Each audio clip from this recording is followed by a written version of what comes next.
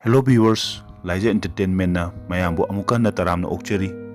Film explanation gi paring nai na chatharapo oina mayam gi comment dai lokhacharaga yamna latest oiba movie amagi explanation ama putuna lakchari. Miyoi ba koina hingbada paisa yamna darkar oi. Tabu ahenba paisa leiragadi miyoi ba ekhoigi punsibu laikha tahalli haibagi praman amasung khudam pibo oina Blevins ki direction makhada latest oina puthokiba 2021 da release taukiba film Digging to Death. Hariba film ase horror thriller film amani yamna low budget ta namkiba film amani tobutubu film asina miyoba ekhoigi punsida darkar oriba sel asina hena leimallagadi ekhoi awabada taba soide habagi utpa film amani hojik lobirasi June gi tang ama 2021 da release taukiba horror thriller movie Digging to Death. Film asigi hek horokpa sinda David kauba misak ama utli.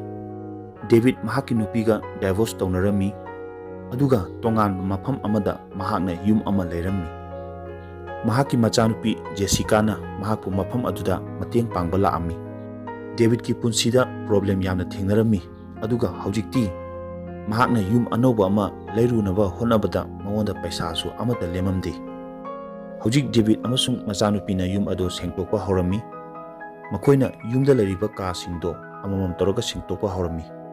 asumna ka sing ado amamam toroga singtokningaida David na ka macha amagi thong makhada dollar chama ama taduna leiba ui amasung thong aduda leikhom kharasu paklami angakpa wafam amana yumduda hana leiramba ariba yumbu aduna freeze microwaves washing machine chingba tongan ba atango pochei kaya ama nangthoktuna chatki David amsung mahaki machanupi Jessica nungdangi chaklen chana karigumba wari khara sanarami wari aduna takpadi makhoi ani selgi awaba asuki matik leirami David na hairami aigi athubada promotion phanglani amasung selgi awaba se koklagani dinner loiraba matungda Jessica mahaki mayumda hanki amasung David chu tumki Mathangi numitki ayukta alien kauba misak ama David unaba laami hariba misak ase David ki yumbu decorate tawgadaba aduguma misak amani mahak yumgi akoibada yenglamlaga hanki ngahaktang leiraga David ki best friend Mark amuk yausalai makhoi ani amuk ngahaktang wari sanaramaga Mark su mayumda hanki Mark na hankraba matungda David na amuka pochei singdo losanba horami mahakna yumgi mapanda septic tank ama sanaba lebak adu tauba horami ngahaktang tauba hobaga mafam aduda mahakna achauba box ama thengnarami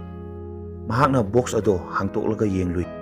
mahakna box ado hek hangtoklubada manung aduda yamlaba senpham amasung asiba hakchang amasu thengnarami madu hek ubada mahak yamna khanglammi amasung pakhatlami hojik mahak tofam khanglamde mahakna paisa singdo check torga yenglubada asengba paisa nakta oirami hojik mahak makha taba kari tawgani habado mahak gyan taramde maramdi box adugi manungda yamlaba senpham khakta natana asiba hakchang amsu yauri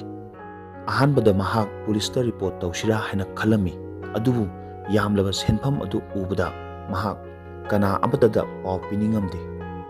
hariba nungdang adudi mahakna munna wakhan khallaga tumtharami ikang khangaudana mahak ahing nungyaida mikap thoklai mahaki wakhalda kanagumba ama yum manungda chattuna leibugum khalli adubu mahakna check torubada kana amata thengnaramde David nongalaga mahaki office da chatlami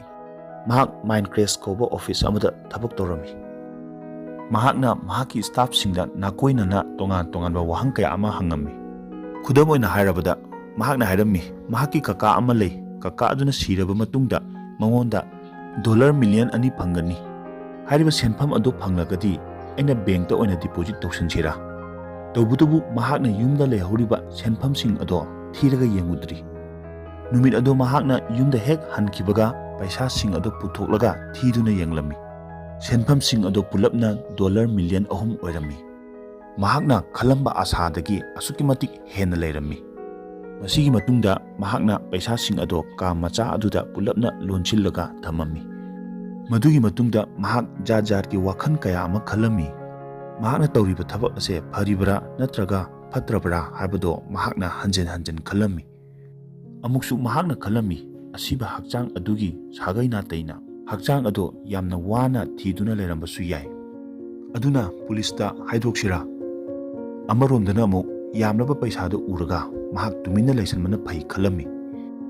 ꯑꯁꯨꯝꯅ ꯃꯍꯥꯛ ꯖꯥꯠ ꯖꯥꯠꯀꯤ ꯋꯥꯈꯜ ꯈꯜꯂꯒ ꯇꯨꯝꯊꯔꯝꯃꯤ꯫ ꯑꯗꯨꯕꯨ ꯅꯨꯃꯤꯠ ꯑꯗꯨꯁꯨ ꯃꯍꯥꯛ ꯑꯍꯤꯡ ꯑꯊꯦꯡꯕꯗ ꯃꯤꯀꯞ ꯊꯣꯛꯂꯛꯏ꯫ ꯗꯦꯕꯤꯗꯅ ꯀꯥ ꯑꯗꯨꯗ ꯃꯤ ꯑꯃ ꯆꯪꯂꯛꯄꯒꯤ ꯁꯥꯍꯨꯝ ꯑꯃ ꯐꯪꯂꯝꯃꯤ꯫ ꯃꯍꯥꯛꯅ ꯑꯃꯨꯛꯀ ꯍꯧꯒꯠꯂꯒ ꯆꯦꯛ ꯇꯧꯔꯝꯃꯤ꯫ ꯃꯍꯥꯛꯅ ꯆꯦꯛ ꯇꯧꯔꯨꯕꯗ ꯃꯅꯤꯡ ꯊꯣꯡ ꯑꯗꯣ ꯍꯥꯡꯗꯨꯅ ꯂꯩꯔꯝꯃꯤ꯫ ꯃꯍꯥꯛꯅ ꯇꯦꯟꯁꯟꯗ ꯀꯤꯅ ꯆꯥ ꯒ꯭ꯂꯥꯁ ꯑꯃ ꯊꯛꯂꯝꯃꯤ꯫ ꯏꯈꯪ ꯈꯪꯍꯧꯗꯅ ꯃꯅꯤꯡꯂꯣꯝꯗ ꯍꯧꯗꯣꯡ ꯑꯃ ꯆꯣꯡꯊꯔꯒ ꯆꯦꯟꯈꯤ꯫ ꯃꯗꯨꯗ ꯃꯍꯥꯛ ꯈꯪꯄ꯭ꯔꯦꯛ ꯈꯪꯗꯨꯅ ꯆꯥꯒꯤ ꯒ꯭ꯂꯥꯁ ꯑꯗꯣ ꯇꯥꯗꯨꯅ ꯀꯥꯏꯔꯝꯃꯤ꯫ ꯃꯗꯨꯒꯤ ꯃꯇꯨꯡꯗ ꯃꯍꯥꯛ ꯄꯩꯁꯥꯁꯤꯡ ꯑꯗꯣ ꯑꯃꯨꯛꯀ ꯍꯟꯅ ꯆꯦꯛ ꯇꯧꯔꯝꯃꯤ꯫ ꯑꯗꯨꯒ ꯃꯩ ꯑꯗꯨ ꯃꯨꯊꯠꯂꯒ ꯃꯍꯥꯛ ꯑꯃꯨꯛꯀ ꯍꯟꯅ ꯇꯨꯝꯕ ꯆꯪꯅꯕ ꯇꯧꯔꯝꯃꯤ꯫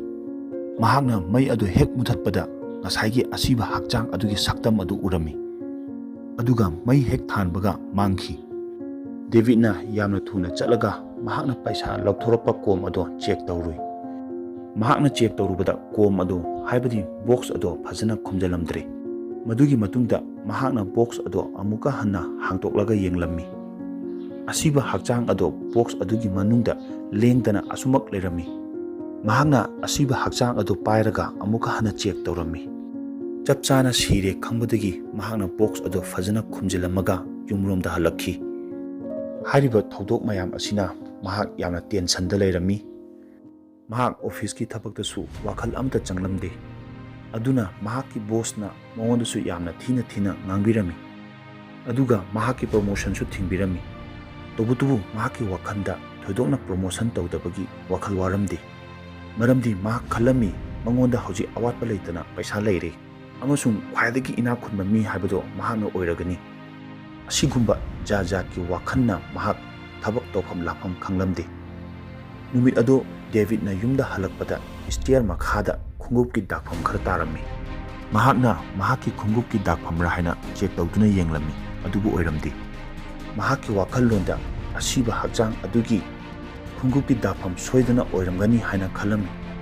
ꯑꯗꯨꯅ ꯃꯍꯥꯛ ꯄꯥꯈꯠꯇꯨꯅ ꯃꯍꯥꯛꯀꯤ ꯄꯩꯁꯥꯁꯤꯡ ꯑꯗꯣ ꯑꯃꯨꯛꯀ ꯍꯟꯅ ꯆꯦꯛ ꯇꯧꯏ꯫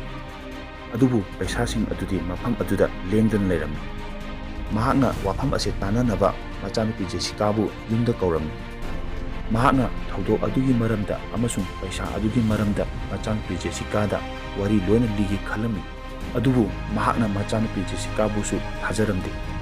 ꯑꯗꯨꯅ ꯃꯍꯥꯛ ꯃꯉꯣꯟꯗꯁꯨ ꯀꯔꯤ ꯑꯃꯠꯇ ꯍꯥꯏꯗꯣꯛꯂꯝꯗꯦ꯫ ꯅꯨꯃꯤꯠ ꯑꯗꯨꯒꯤ ꯅꯨꯡꯗꯥꯡꯗ ꯃꯍꯥꯛꯅ ꯌꯨꯝꯒꯤ ꯃꯅꯤꯡꯂꯣꯝꯗ ꯀꯅꯥꯒꯨꯝꯕ ꯑꯃꯅ ꯀꯣꯏꯆꯠ ꯆꯠꯄꯒꯨꯝ ꯈꯜꯂꯤ꯫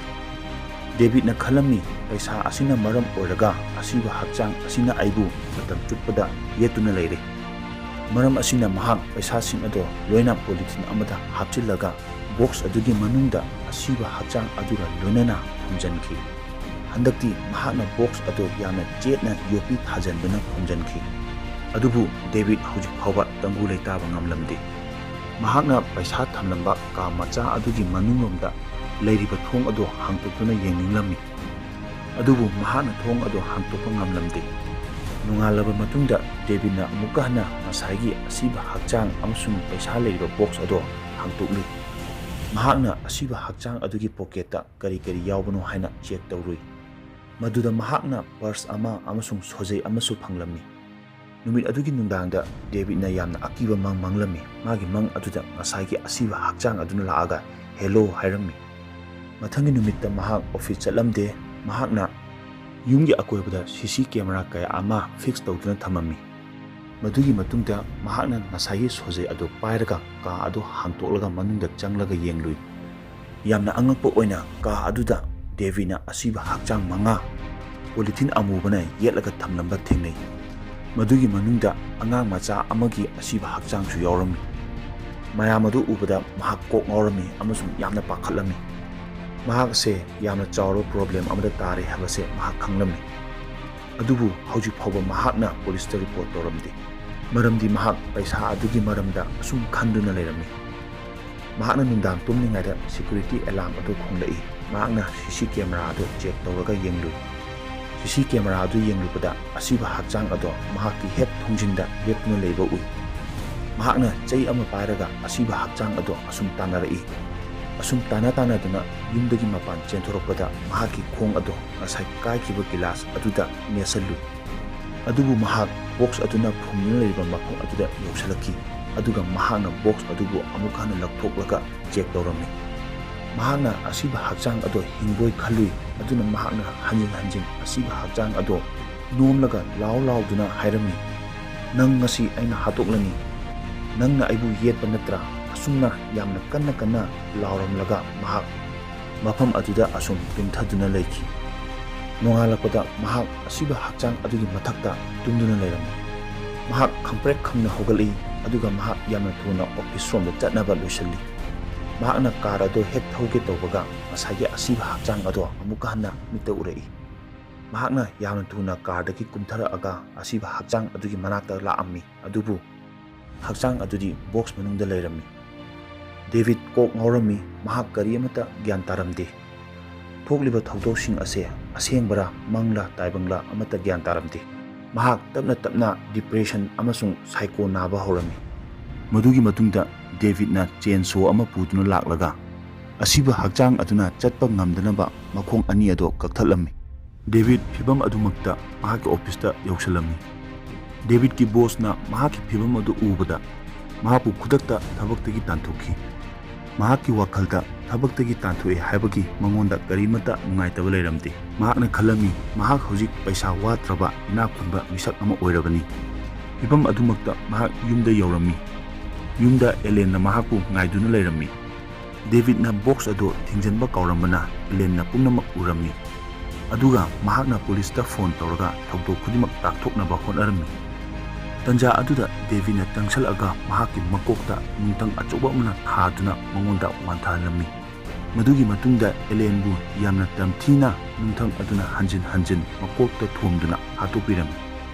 Ellen gi asiba hakchang ado polythene amada yesilaga David na ngasagi ka amamba aduda langchillaga tamam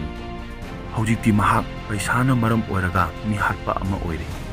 masigi matungda mahakna asiba hakchang adusu polythene amada yomchallaga langthoami aduga Ellen gi car adusu mafam khangdana mangalami David hojik jajat ki wakhal khanba horami mahakna khalami aina Ellen bu hatpase yamna tingba khongthangni amasung ai hojikti prithibigi khwadigi ina khunba ne pa haibdo oirani tanja aduda David ki mamanaba Mark ki phone chu laami adubu mahakna paikhalamde aduga mahak mungaina tumki mahak haktang tumthabaga security alarm adu khonglei aduga mahaki mitta ngasai asiba hakchang ado amukana urei